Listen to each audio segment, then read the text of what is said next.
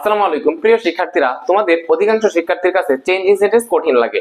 So আমরা আজকে changing সেন্টেন্সের একটা গুরুত্বপূর্ণ পার্ট যে অ্যাফার্মেটিভ নেগেটিভ সেটা তোমাদেরকে সমাধান করে দিব ইনশাআল্লাহ। অ্যাফার্মেটিভ নেগেটিভ আমি তোমাদেরকে 9টা টেকনিক দেব। কয়টা টেকনিক দেব? 9টা টেকনিক দেব। আমি তোমাদেরকে 9টা টেকনিক দেব ইনশাআল্লাহ। ভাইয়া তুমি যদি 9টা টেকনিক ঠিকমতো বোঝো, তোমার অ্যাফার্মেটিভ নেগেটিভ যে জায়গা থেকে দেয়া হোক তুমি ইজিলি করতে পারবে, একদম ইজিলি করতে পারো, কোনো সমস্যাই নাই। আর তুমি যদি অ্যাফার্মেটিভ থেকে নেগেটিভ ভালো করে শিখে ফেলো, তাহলে নেগেটিভ থেকে অ্যাফার্মেটিভ অটোমেটিক্যালি পারবো। এটার জন্য আলাদা কোনো রুলস নাই। তুমি অ্যাফার্মেটিভ টু নেগেটিভ শিখলে নেগেটিভ টু অ্যাফার্মেটিভ ইজিলি পারবা। তো দেখো, তো এই 9টা রুলস এর মধ্যে, 9টা টেকনিকের মধ্যে 1 নাম্বার টেকনিকটা হচ্ছে অনলি বা অ্যালোন এরকম যুক্ত কোনো অ্যাফার্মেটিভ সেন্টেন্স থাকলে, কোনো অ্যাফার্মেটিভ সেন্টেন্সে ভাইয়া যদি কি থাকে, অনলি থাকে।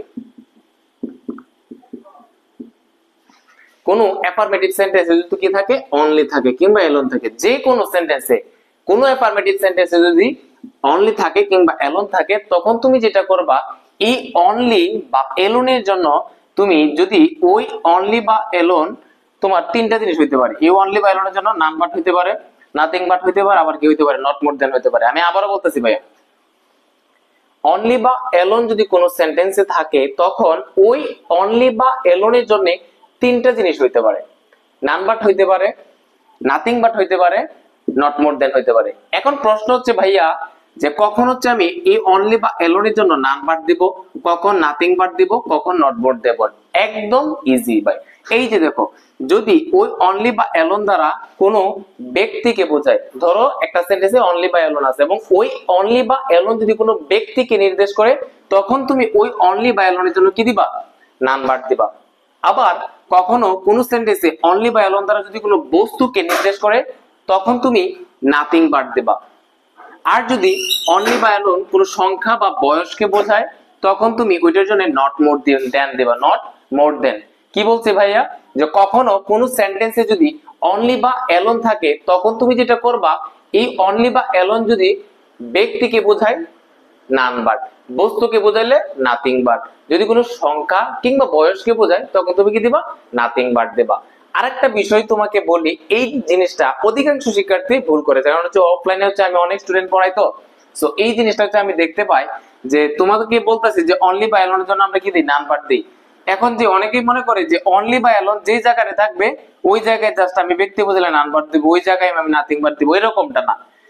অনলি বা এলোন যেই ব্যক্তিকে বোঝাবে, ওই ব্যক্তির সামনে তুমি কি দিবা, নান বাট দিবা। এই অনলি বা এলোন যে বস্তুকে বোঝাবে, ওই বস্তুর সামনে তুমি কি দিবা, নাথিং বাট দিবা।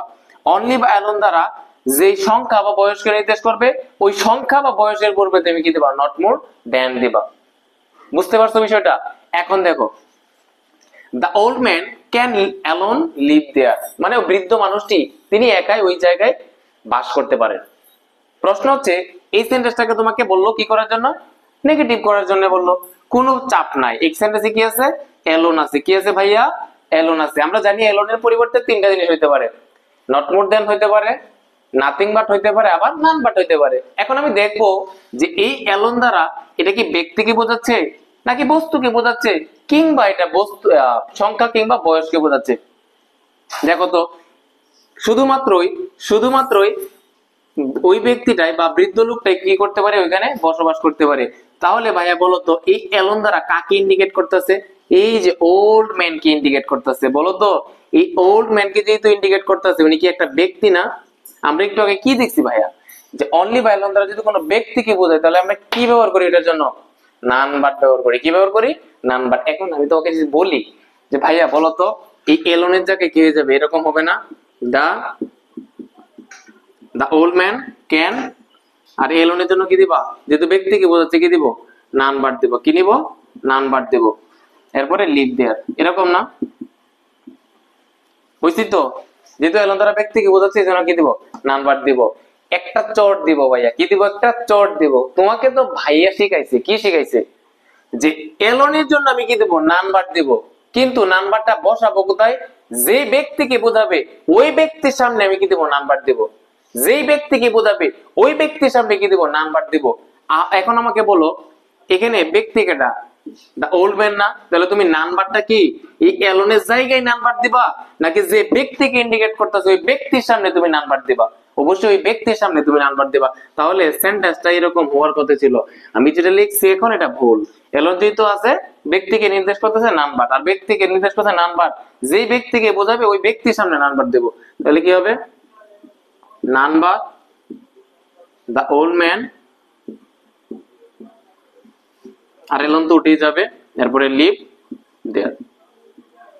এই জায়গাটাই অনেকেই ভুল করে। আমি আবারও বলতেছি, এইখানে এলন দ্বারা ব্যক্তিকে বোঝাচ্ছে, এজন্য আমি কি ব্যবহার করবো? নাম্বার। আর নাম্বারটা বসাবো কোথায়? যে ব্যক্তিকে বোঝাবে ওই ব্যক্তির সামনে নাম্বার বসাবো। যেহেতু দা ওল্ড ম্যান শুরুতে আছে, তাহলে নাম্বারটা বসাবো কোথায়? এই দা ওল্ড ম্যানের সামনে। তাহলে number the old man live there, মানে ওই ব্যক্তিটি ছাড়া ওইখানে কেউই বাস করতে পারে না। ক্লিয়ার? এবার দেখো, মাঝে মাঝে কিন্তু তোমার মজা ঠাট্টা করে চটটা পড়ার কথা তোমাদেরকে বলি, এটা আবার মাইন্ড করো না। তোমরা তো আবার মাইন্ড করে ফেলো, মাইন্ড করলে কিন্তু হবে না। ভাইয়া তো তোমাদের শাসন করে একটু আধটু, মাঝে মাঝে মজা টজা নেই, এটা ফ্যাক্ট না। এখন দেখো, চিলড্রেন প্রেফার টয়স অনলি, শিশুরা শুধুমাত্র খেলনাকে তারা পছন্দ করে, তারা প্রেফার করে। এখানে অনলি আছে, কি আছে ভাইয়া? অনলি আছে। আমরা জানি কোন সেন্টেন্সে অনলি থাকে, ওই অনলির জন্য নাথিং বাট হইতে পারে, নান বাট হইতে পারে, কিংবা নট মোর দেন, কিংবা নট লেস দেন, রাইট? এখন আমি দেখবো এই অনলি দ্বারা কি বোঝাচ্ছে। দেখো তো কাকে বোঝাচ্ছে, নাকি ব্যক্তিকে বোঝাচ্ছে, নাকি বস্তুকে, নাকি সংখ্যাকে বোঝাচ্ছে? শুধুমাত্র শুধুমাত্র চিলড্রেন প্রেফার টয়েস অনলি, শিশুরা শুধুমাত্র কি পছন্দ করে? খেলনাকে পছন্দ করে। তাহলে এখানে অনলি দ্বারা কাকে ইন্ডিকেট করতেছে? বলতেছে শুধু খেলনা পছন্দ করে, শুধু খেলনা। তো খেলনাকে ইন্ডিকেট করতেছে, অনলি কাকে ইন্ডিকেট করতেছে? খেলনাকে ইন্ডিকেট করতেছে। তো যেহেতু খেলনাকে ইন্ডিকেট করতেছে, তাহলে অবশ্যই বস্তুকে বোঝাইলে আমরা ওই এলন বা অনলির জন্য কি দেই? নাথিং বাট দেই। এখন আমাকে বলো, এই অনলির জায়গায় নাথিং বাট দিব, নাকি যে বস্তুকে বোঝাইতেছে ওই বস্তুর সামনে নাথিং বাট দিব? অবশ্যই যে বস্তুকে বোঝাইতেছে ওই বস্তুর সামনে কি দিব? নাথিং বাট দিব। যেমনটা এখানে এলন দ্বারা ব্যক্তি বোঝাচ্ছিল, নান বাট হবে। নান বাটটা বসাইছি কোথায়? যে ব্যক্তিকে বোঝাচ্ছে ওই ব্যক্তির সামনে কি বসাইছি? নান বাট বসাইছি। এখানে অনলি বস্তুকে বোঝাইতেছে, হবে নাথিং বাট। আর বসাবো কোথায়? যে বস্তুকে বোঝাইতেছে ওই বস্তুর সামনে কি হবে? নাথিং বাট হবে। তাহলে এটার উত্তরটা কি হবে? চিলড্রেন প্রিফার, কি হবে? অনলি যেহেতু বস্তুকে বোঝাচ্ছে, কি হবে? নাথিং বাট হবে। নাথিং বাট, এরপরে কি আছে? টয়স, আর অনলিটা উঠে যাবে। তাহলে এটার অর্থ কি হইতেছে? চিলড্রেন প্রেফার নাথিং বাট টয়স, অর্থাৎ চিলড্রেন, শিশুরা খেলনা ছাড়া কোনো কিছুই পছন্দ করে না। এইবার আমরা 3 নাম্বারটা যেতে, এটা ভাইয়া তোমরা বলো তো কি হবে? ভিডিওটা একটু পজ করে তুমি অ্যানসারটা নিজে নিজে একবার করো, এরপরে আমার সাথে মিলাইও। দেখো, দা বুক কস্ট মি অনলি 50 টাকা। এই বইটা আমার কাছে কত টাকা নিয়েছিল? মাত্র 50 টাকা নিয়েছিল। তাহলে এটা কিভাবে করব? এখানে অনলি আছে, হইতে পারে নান বাট, হইতে পারে নাথিং বাট, হইতে পারে not more than.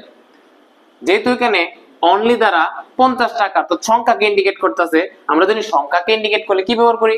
Not more than. একদম পানি ভাইয়া, একদম পানি। দা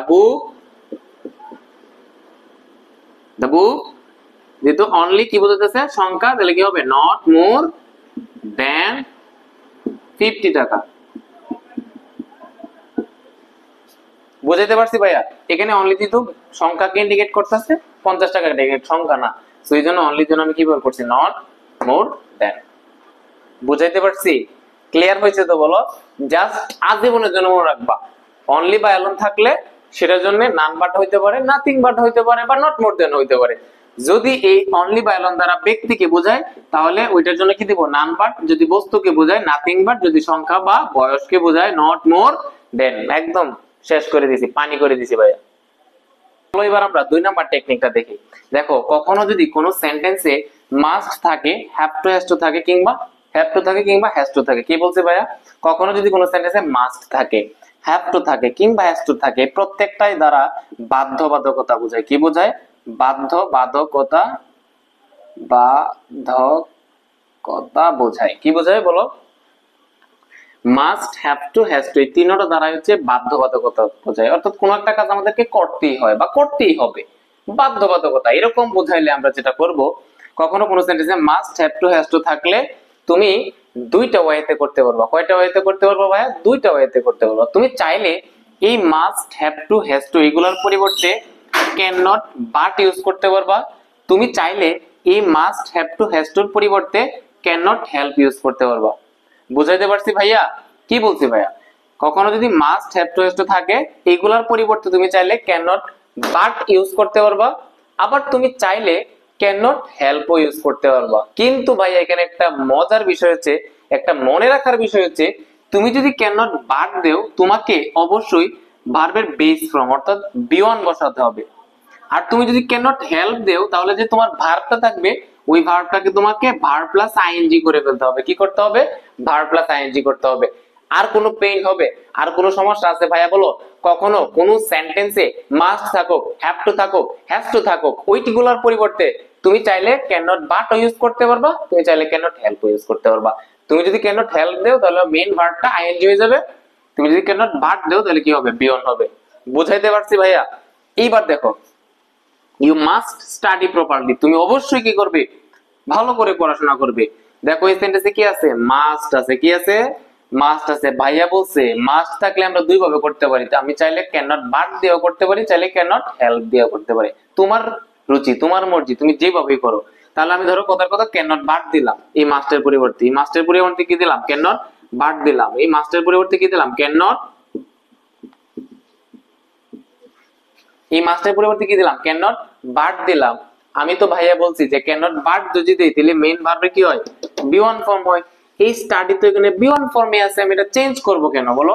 এই স্টাডি এখানে কি থাকবে? স্টাডি থাকবে। এরপরে বাকি যা আছে প্রপারলি। দেখো ভাই আমি আবারও দেখাইতেছি, ইউ মাস্ট স্টাডি প্রপারলি, এটাকে আমি যদি নেগেটিভ করি এখানে মাস্ট আছে, আমি বলছি মাস্ট থাকুক, হ্যাভ টু থাকুক, হ্যাজ টু থাকুক এগুলোর পরিবর্তে জাস্ট কি দিব? ক্যান নট বাট দিব। তাহলে মাস্টের পরিবর্তে কি দিছি? Can not but.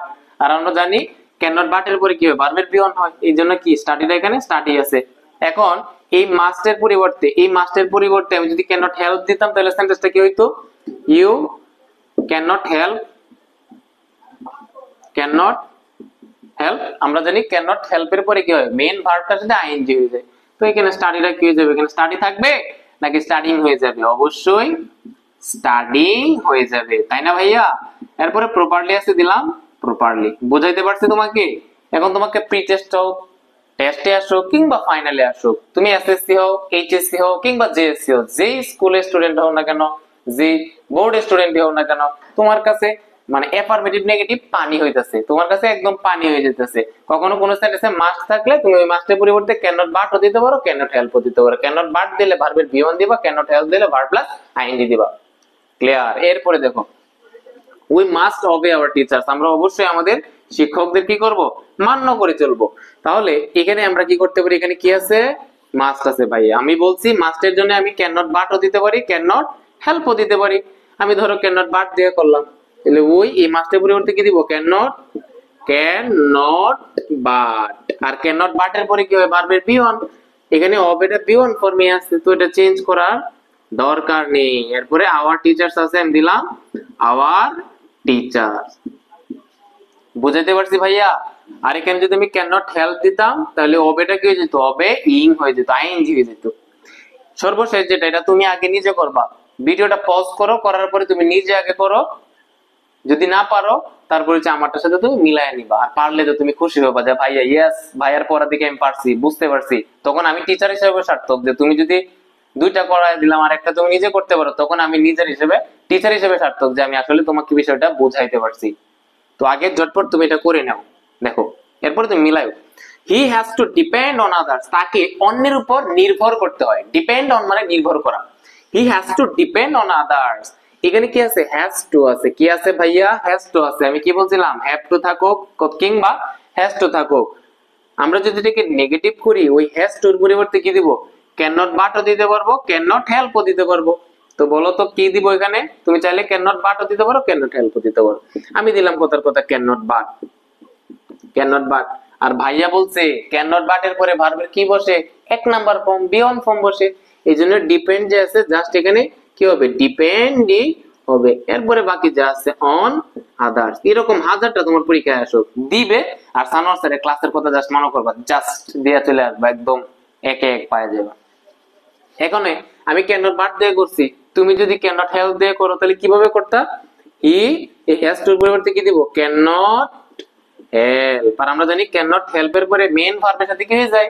আইএনজি হয়ে যায়। তো এখানে ডিপেন্ড থাকবে নাকি ডিপেন্ডিং হয়ে যাবে ভাইয়া বলো? এই যে দেখো ডিপেন্ডিং, এরপরে বাকি যা আছে অন আদার্স। পড়াশোনা নাকি কঠিন লাগে ভাই, একটা ক্লাস নিলে এটা পড়াশোনাটা কঠিন দেখবে একদম পানি পানি হবে, ইনশাআল্লাহ সহজ হয়ে যাবে। তাহলে একদম মাথা থেকে কঠিন যে চিন্তা ভাবনা এটা ঝেড়ে ফেলো। কখনো কোন সেন্টেন্সে মাস্ট থাকুক, হ্যাভ টু থাকুক, হ্যাজ টু থাকুক, তুমি যেটা করবা এই মাস্টের পরিবর্তে হ্যাভ টু, হ্যাজ টুর পরিবর্তে ক্যান নট বাট বসাতে পারবো, ক্যান নট হেল্প বসাতে পারবো। প্রশ্ন হচ্ছে মনে রাখার বিষয় হচ্ছে ক্যান নট বাট দিলে ভার্বের বি ওয়ান ফর্ম দিবা, বেস ফর্ম দিবা, আর ক্যান নট হেল্প দিলে কি দিবা, ভার্ব প্লাস আইএনজি দিবা, শেষ। চলো এবার আমরা 3 নাম্বার টেকনিকটা দেখি। দেখো ভাইয়া এখানে কি দেয়া আছে, এভরি কোন অ্যাফার্মেটিভ সেন্টেন্সে এভরি প্লাস নাউন বা প্রনাউন থাকলে সেটাকে আমরা কিভাবে নেগেটিভ করব, একদম সহজ উপায় আমি তোমাকে বলতেছি।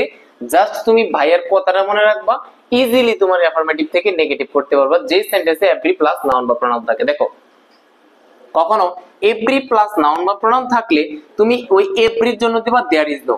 কথা বুঝছো কি বলছি ভাইয়া? কখনো কোন সেন্টেন্সে এভরি থাকলে তুমি জাস্ট ওই এভরির জন্য কি দিবা, দেয়ার ইজ নো। এভরির জন্য কি দিবা, দেয়ার ইজ নো। এভরির জন্য কি দিবা, দেয়ার ইজ নো। এভরির জন্য কি দিবা, দেয়ার ইজ নো। এবং এরপরে যে নাউন বা প্রনাউন থাকবে, যদি নাউন থাকে তাহলে নাউন দিবা, যদি প্রনাউন থাকে কি দিবা, প্রনাউন দিবা। এরপরে অতিরিক্ত জাস্ট একটা জিনিস দিবা, সেটা হচ্ছে বাট। কি দিবা ভাইয়া, বাট দিবা। কি দিবা, বাট দিবা। এভরি প্লাস নাউন বা প্রনাউন থাকলে এভরির জন্য দিব দেয়ার ইজ নো, এরপরে যদি নাউন থাকে দিব নাউন, প্রনাউন থাকলে দিব প্রনাউন, এবং অতিরিক্ত একটা জিনিস দিব সেটা হচ্ছে বাট।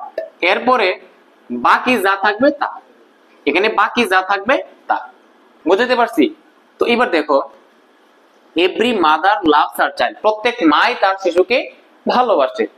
এটাকে যদি আমি নেগেটিভ করতে চাই তুমি পারবা, মানে অবভিয়াসলি তুমি পারবা, কারণ তুমি ভাইয়ার ক্লাসটা পড়ছো। এখানে এভরি আছে আর ভাইয়া বলছে এভরি থাকলে এভরির জন্য কি দেই, দেয়ার ইজ নো। এভরির জন্য কি দেই, দেয়ার ইজ নো। এখানে এভরির জন্য কি দিব, দেয়ার ইজ নো দিব। দেয়ার ইজ নো দিব। এরপরে যে নাউন বা প্রনাউন থাকবে ওটা দিব। এখানে কি আছে, মাদার, একটা নাউন আছে, আমি জাস্ট এই নাউনটা এখানে বসায় দিব, দিলাম মাদার। এরপরে অতিরিক্ত একটা কি দিব, বাট দিব। অতিরিক্ত কি দিব, বাট দিব, আমি দিলাম বাট। এরপরে কি বলছিলাম, বাকি অংশ, এখানে বাকি অংশ যা থাকবে, বাকি অংশ যা থাকবে তা, বাকি অংশ যা থাকবে তা। তো বাকি অংশ কি ছিল, এখানে মাদারের পরে কি ছিল, লাভস হার চাইল্ড, এটা এখানে জাস্ট এখানে বসায় দিব, লাভস হার চাইল্ড। এই তো শেষ ভাইয়া, বুঝাইতে পারছি? আর আমি যে এত কষ্ট করে পড়াইতেছি ভাইয়া, তোমাকে অবশ্যই কমেন্ট করে বলতে হবে যে ভাইয়া 100 ক্লাস ছিল আজকে। আজকে অ্যাফার্মেটিভ নেগেটিভ পানি হয়েছে ভাই, পানি পানি, জাস্ট পানি হয়েছে। এটা কিন্তু তোমার কমেন্ট করে ভাই বলতেই হবে, কারণ যেহেতু আমি এত কষ্ট করে তোমাকে বুঝাইতেছি। এবার দেখো everybody wants to be happy, প্রত্যেকেই তার জীবনে চায় যে সুখী হওয়ার জন্য। এখানে কি আছে ভাইয়া, এভরি আছে। কি আছে, এভরি আছে। আমরা জানি এভরির জন্য কি দেই, দেয়ার ইজ নো। এভরির জন্য কি দেই, দেয়ার ইজ নো। দিলাম আমি দেয়ার ইজ নো, এরপরে দেখি কি করা যায়, দেয়ার ইজ নো দিলাম। এরপরে যে নাউন বা প্রনাউন থাকবে, যে নাউন বা প্রনাউন থাকবে, এখানে কি আছে, বডি আছে। কি আছে, এভরির সাথে কি আছে, বডি আছে, আমি দিলাম দেয়ার ইজ নো বডি। বডিটা আলাদা দিও না, নোর সাথে বডি একসাথে রাখি আর কি। হ্যাঁ, এভরির জন্য দিছি দেয়ার ইজ নো, আর বডি আছে দিলাম বডি। এরপরে কি দিব, একটা অতিরিক্ত বাট দিব, দিলাম বাট। অতিরিক্ত কি দিই, বাট দিই। এরপরে যা আছে, বাকি যা আছে তা। বাকি কি ছিল, বডির পরে বাকি কি ছিল, ওয়ান্টস টু বি হ্যাপি। তাহলে আমি just wants to be happy এখানে বসায় দিব, দিলাম বসায়, ওয়ান্টস টু বি হ্যাপি, ব্যাস শেষ। এভরির জন্য দিছি দেয়ার ইজ নো, বডি ছিল দিলাম বডি, এরপরে অতিরিক্ত বাট দিতে হয় দিলাম বাট। এরপরে বাকি যা আছে তা, বাকি কি ছিল, ওয়ান্টস থেকে এই পর্যন্ত, ওয়ান্টস থেকে এই পর্যন্ত।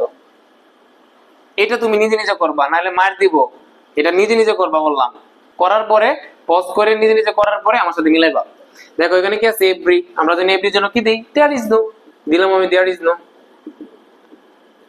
এরপরে যে নাউন বা প্রনাউন, এখানে কি আছে, ওয়ান আছে, তাহলে দেয়ার ইজ নো ওয়ান। এরপরে অতিরিক্ত কি দেই, বাট দেই, দিলাম বাট। এরপরে বাকি যা আছে তা, বাকি কি ছিল, ওয়ান পর্যন্ত ছিল, এরপরে বাকি ছিল wants peace and prosperity, just এখানে এটা বসায় দিব, ওয়ান্টস পিচ এন্ড প্রসপারিটি। ভাই পড়াশোনা কিন্তু কঠিন না, বুঝছো? তোমরা পড়াশোনাটা কঠিন ভাবো, তুমি যদি পড়াশোনা কঠিন ভাবো, জীবনে পড়াশোনা হইতো না। এটার সাথে সম্পর্ক করতে হবে, এটার সাথে ভালোবাসা করতে হবে, তখন তুমি পড়তে ভাল লাগবে, তোমার পড়ার মাঝে মজা পাবা। আর যদি মনে করো বইয়ের মাঝে বাঘ আছে, ভাল্লুক আছে, কঠিন, এটা আমাদের জীবনে হবেই না। সম্পর্ক যদি না তৈরি করো, জীবনে তোমার কাছে ইংলিশ ভালো লাগবে না। আমি মানে বলে দিলাম তোমাকে, বইয়ের সাথে সম্পর্ক তৈরি করো, ভালোবাসা তৈরি করো বইয়ের সাথে প্রেম হোক, তখন পড়াশোনা ভালো লাগবে তোমার। ঠিক আছে? দেখো ভাইয়া কিভাবে করছি আমরা। এখানে এভরি ছিল, এভরির জন্য কি দিই? There is no. এরপরে ওয়ান আছে, দিলাম ওয়ান। একটা অতিরিক্ত বাট দিতে হয়, দিলাম বাট। এরপরে বাকি যা আছে তা, বাকি কি ছিল? ওয়ান থেকে এই পর্যন্ত। তার মানে কখনো কোন সেন্টেন্সে এভরি থাকলে দিব দেয়ার ইজ নো, এরপরে যে নাউন বা প্রনাউন থাকবে ওইটা, অতিরিক্ত একটা বাট দিব, বাকি যা থাকবে তা। ক্লিয়ার? বুঝতে পারছো তো ভাইয়া? না? চলো এবার আমরা 4 নাম্বার টেকনিকটা দেখি। দেখো এখানে দেয়া আছে বোথ ডট ডট এন্ড, অর্থাৎ কোন অ্যাফার্মেটিভ সেন্টেন্সে তোমার কি থাকে? বোথ থাকে এবং এন্ড থাকে।